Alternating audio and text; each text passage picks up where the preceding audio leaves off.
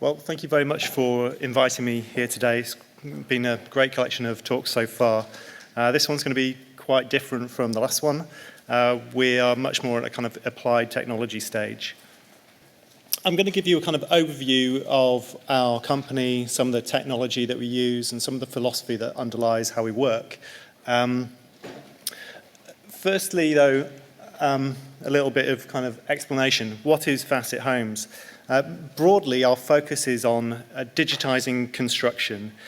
We see that digital technology has the power to create consistency and quality and achieve the kind of tricky details that make great buildings without breaking a sweat.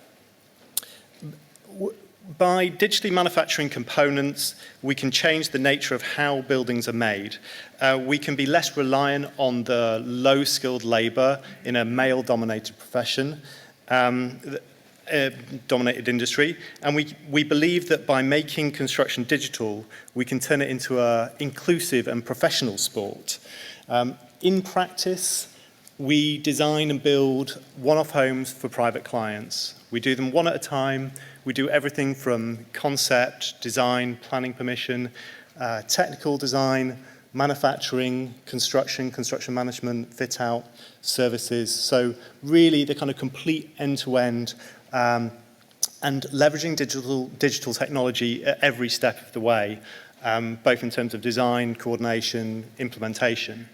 And to do this, we use our kind of core components, as we call them. So underneath every single house that we build is the same underlying chassis, same window systems, same window details, heating systems, and staircases, door sets. They've all got these same core components, but because they're made parametrically, we can make every single property have a very different look and feel, and it's a flexible design approach that allows the difference to be created.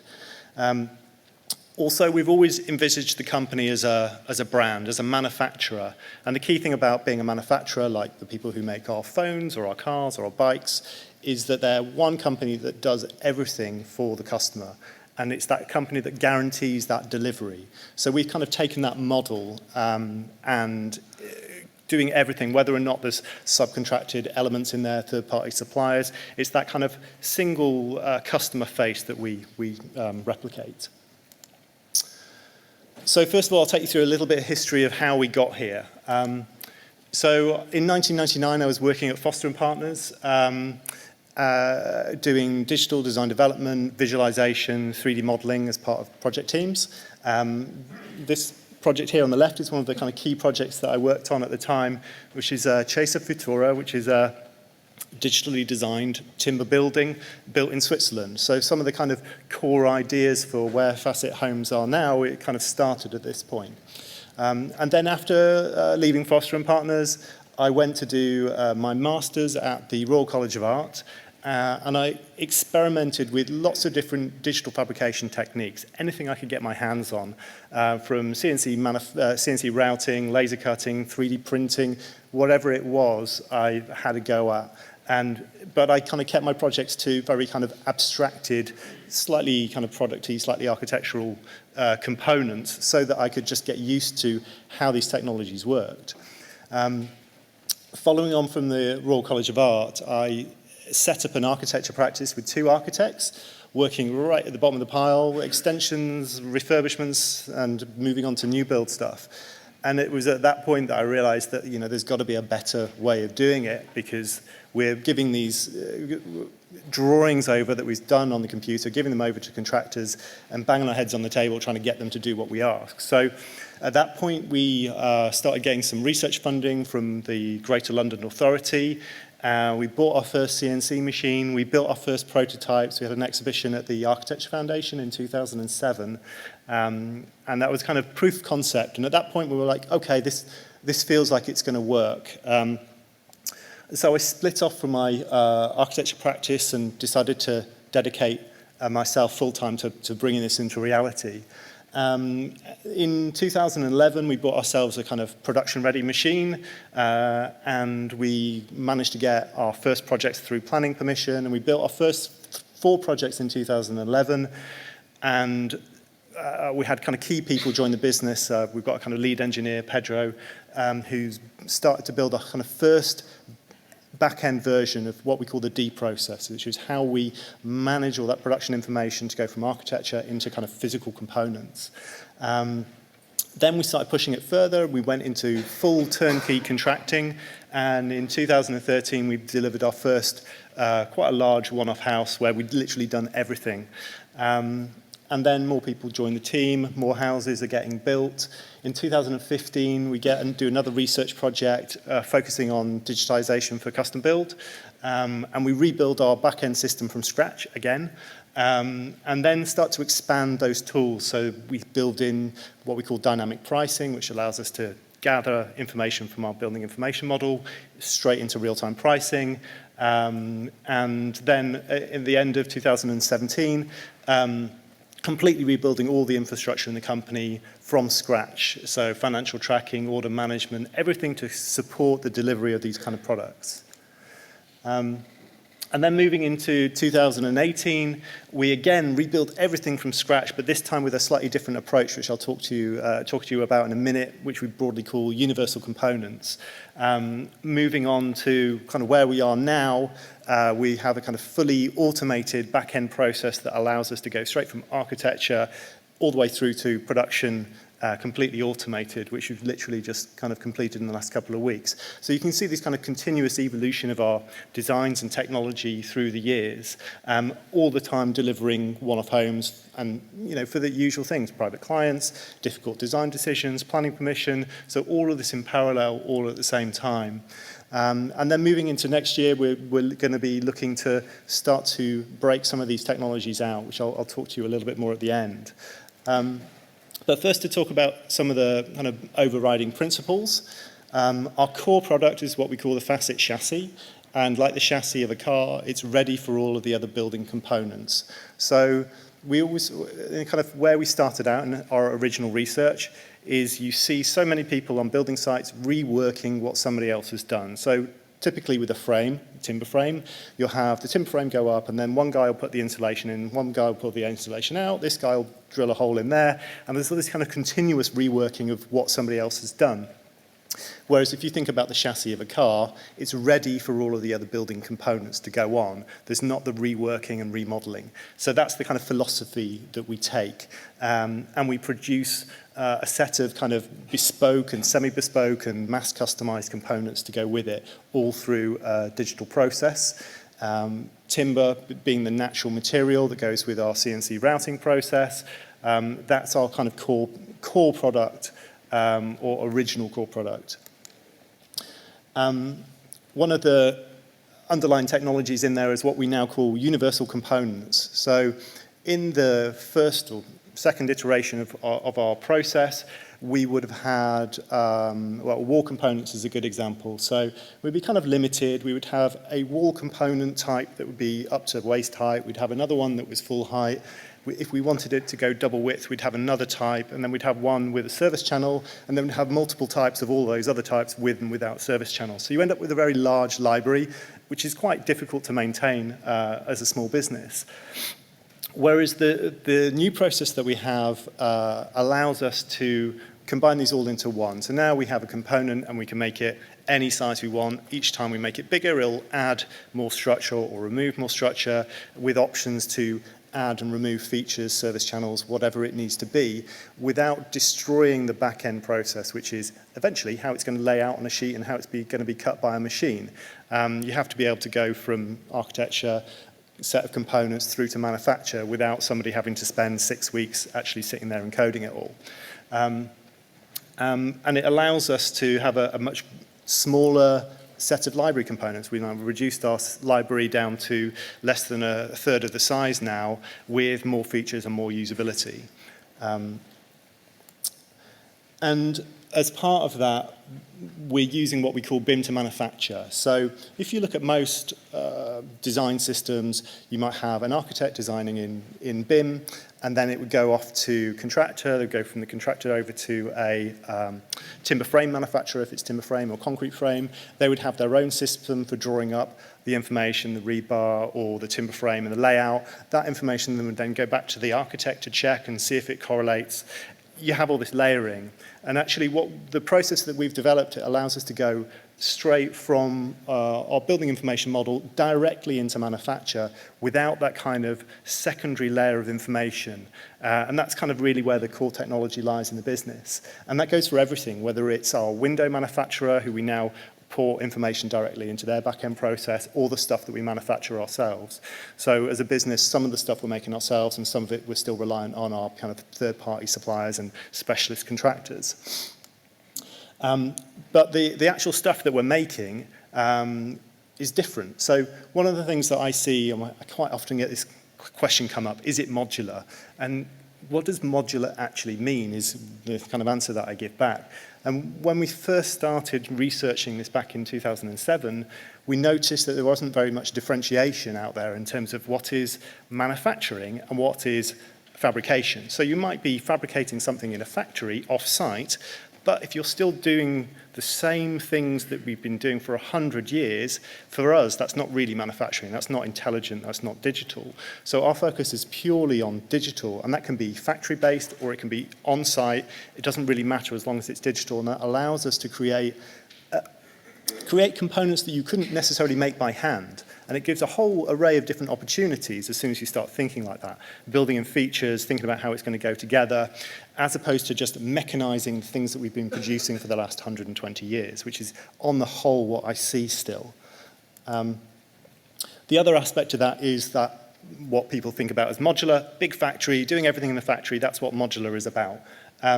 For us, we see the alternative method, which is much more distributed. So rather than having one single factory producing everything, you're leveraging lots of people's factories.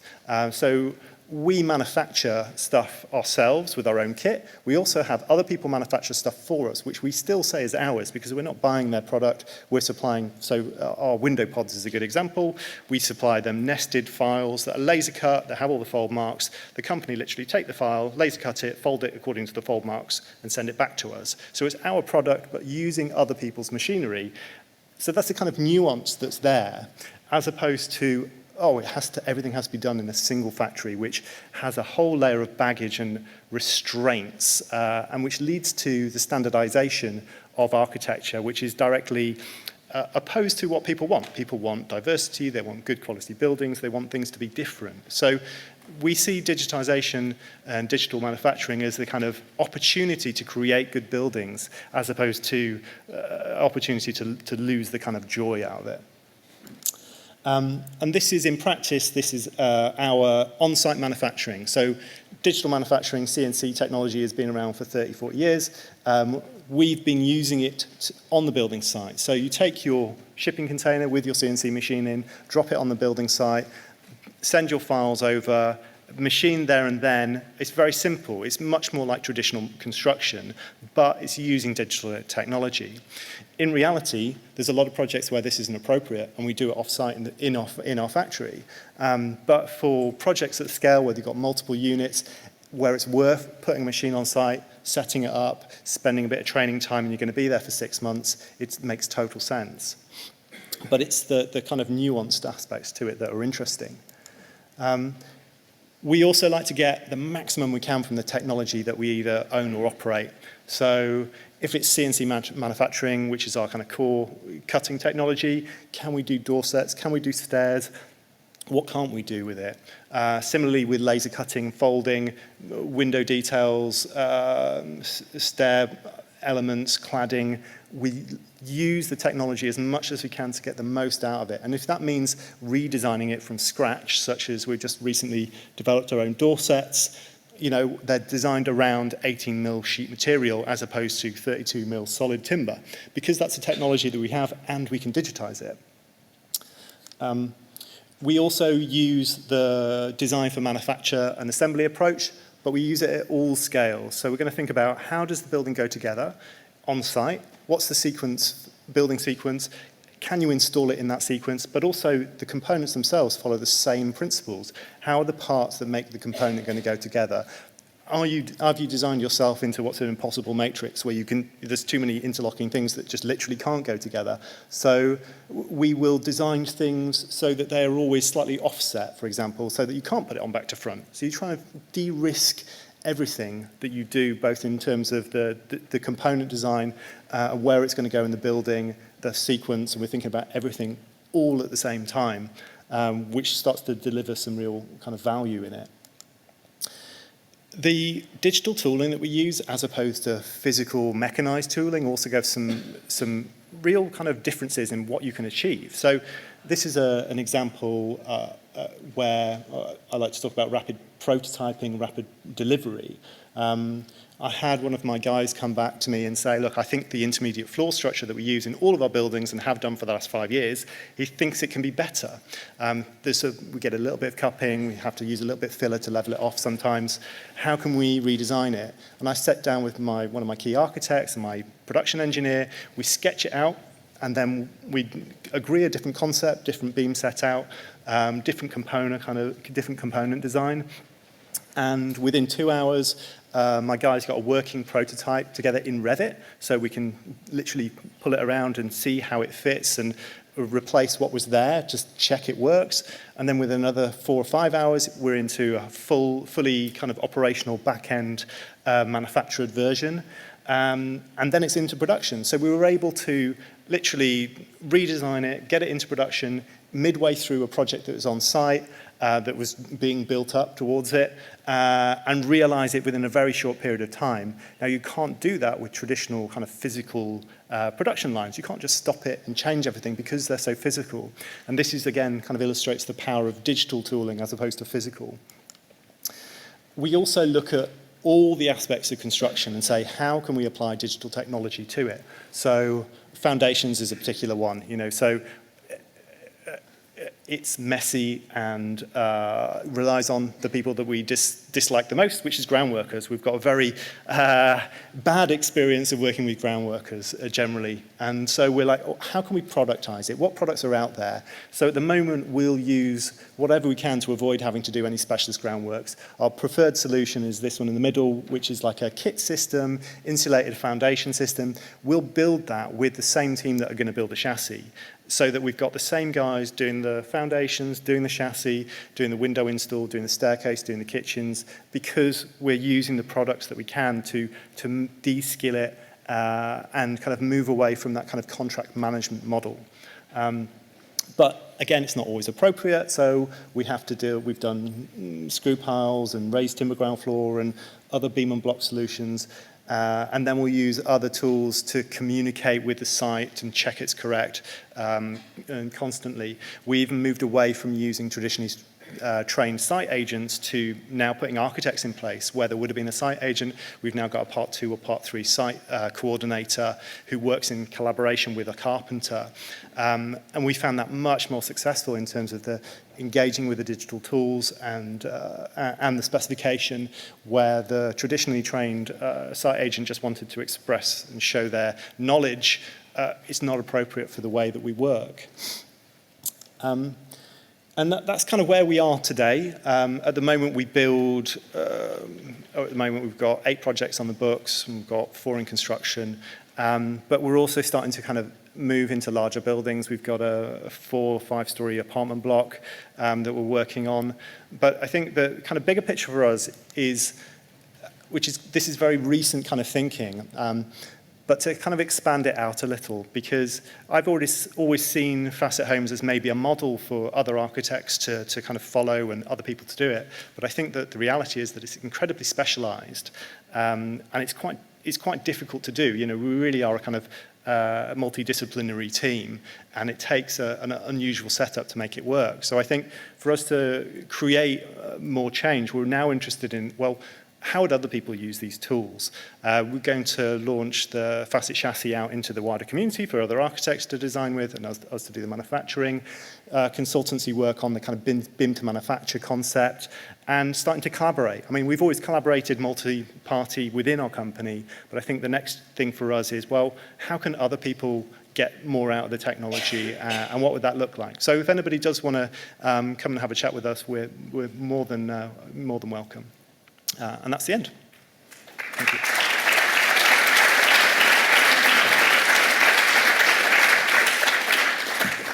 If you'd like to come and join me here, we've got time for a few questions from the floor. So maybe, as ever, I'll kick off. You just talked about the fact that Facit are, I guess, highly specialised and interdisciplinary. Are there any kind of particular skills that the team need that potentially you wouldn't find in a typical architecture practice? Coding skills? It's not so much the coding, it's industrial design. I mean, we are split down the middle, architecture and industrial design, and we always have been from day one.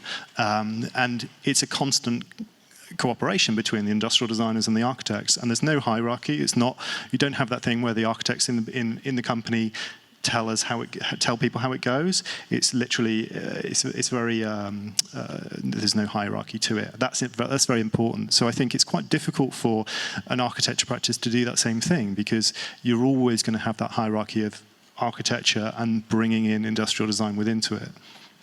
And one of the questions that's just coming through, which is also on my mind, is the kind of scalability of this model, of the Facit chassis. I mean, you talked about larger housing projects. Have you also considered whether it's kind of scalable to other sectors? I think it definitely is. I think we've spent the last 6 months talking to different companies and really thinking about what our technology is. And I think it's got a lot of potential, and that's why we're thinking, well, we're building 6 houses a year, but we could be building lots of them, or even just elements of it. Particularly the technology around BIM to manufacture has got a lot of different applications. So there's a huge kind of scalability in what we do, and I'm really interested to see, what it could be. And actually, a further question around maybe even applying it to adaptive reuse or conversion. Is there ways in which this could be applied to interventions in existing buildings? People ask us that a lot, and the general answer is no. The thing about doing new build is you can be entirely predictive, and you can plan everything from day one, and you spend an awful lot of time modelling everything to death, and then you deliver. As soon as you're dealing with existing buildings, it's very reactive. I think you could do it, but it would be a very different business than what we are today. And of course, the inevitable technical questions. Have you found it hard to insure your product? No, it's very straightforward. I think the philosophy that we've always taken is don't reinvent the wheel from a technical perspective. Reinvent it in terms of the way that things are delivered and manufactured. But if you look at it from a technical perspective, it's a timber frame, it's got a breather membrane, ventilated cavity, those kind of things. And we're very cautious to not be changing tried and tested details, essentially, but just changing the way that they're derived. And in terms of environmental performance, does it kind of meet passive house standards, for example? We could be. We build the thermal envelope to passive house standards, and we generally...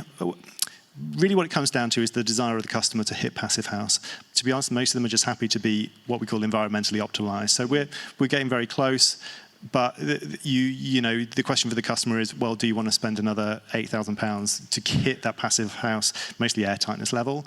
And are they ever going to see that money back? And the answer is no. You're not going to see through the lifetime of the building that difference in value. So if somebody really wanted us to do it, absolutely, but they generally don't. And if that's the direction building regulations go in, you could make it work? Well, we're already way beyond the building regulations. And in terms of, I guess, kind of climate resilience, there's a question here around lightweight insulated construction versus good old masonry construction. Have you thought about how it might perform in a changing climate? Well, actually, the developer that we're working with at the moment, that's his biggest concern is thermal mass in the building. Mm-hmm. And that's something that we're kind of dealing with at the moment. And more, obviously, it was interesting that your talk concluded with the collaborative nature of your business. How do other architects kind of fit into your business model? Do you do all your design in-house? Yes, so at the moment we have 4 architects in-house permanently, and then the rest of the team are industrial design and kind of order management. So we've always done everything in-house, but we've always collaborated with other people one way or another, so I think we'd be interested to do that. And how are we doing for time? Because in time for a few more questions. I guess another question around the deliverability of the product in relation to cost savings. Do you have any kind of data on kind of cost savings, carbon savings, time savings using this type of product? So carbon savings, we did a full embodied energy assessment against traditional construction, and looking at how that compares to lifetime operational use as well, which makes a big difference. You know, that's one of our big considerations, is what materials are we using? Are they, you know, environmentally friendly one way or another? In terms of the actual construction costs, yes, absolutely. You know, we have to be commercially viable. We're in a commercial market. We're competing against other people, both architects, German manufacturers, and you know, it's super important for us to be commercial and realistic. And program savings? Yeah, I mean, all of this comes into effect, and you have to look at, you know, it's funny how people can become obsessed about a building that's gone up in 3 days, but for me the question is, well, has it gone up in 3 days? Has it been actually 3 weeks? Were they on site fitting it out for another 3 months afterwards? And how long did it take to get it from the modular factory onto site? Because typically that's 6 to 12 months. So for us, it's, you have to review everything and not just kind of be attracted by the romance of it. And in terms of, I guess, the end user, your clients. Yes. Is there? I know it's sort of, we've heard in the past that there's been kind of a lack of consumer demand for, I suppose, the kind of off-site manufactured product because of its kind of associations maybe with the sort of poor quality modular construction of the past. Have you seen kind of any issues in terms of clients' concerns, or even any kind of practical issues in terms of building insurance or meeting other requirements such as other aspects of performance such as warranties or issues around fire safety? From a client's perspective, what they want is certainty. Mm-hmm. You know, they want to know this can be on time, on budget. It's very, very simple. And if you can offer them the tools to do that, it's a very easy sell. Mm-hmm. And for us, that's why people come to us, because we can do everything we do.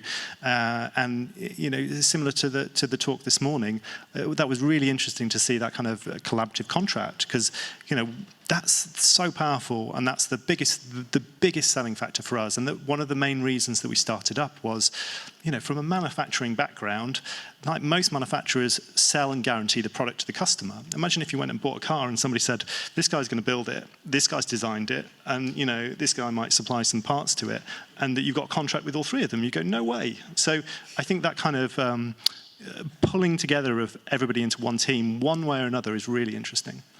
And a final question, I think, Gesine. I suppose looking beyond Facit to industry as a whole and the potential of this kind of technology to kind of transform the way we deliver housing in particular, what do you think the biggest barriers are to adoption of DFMA at the moment?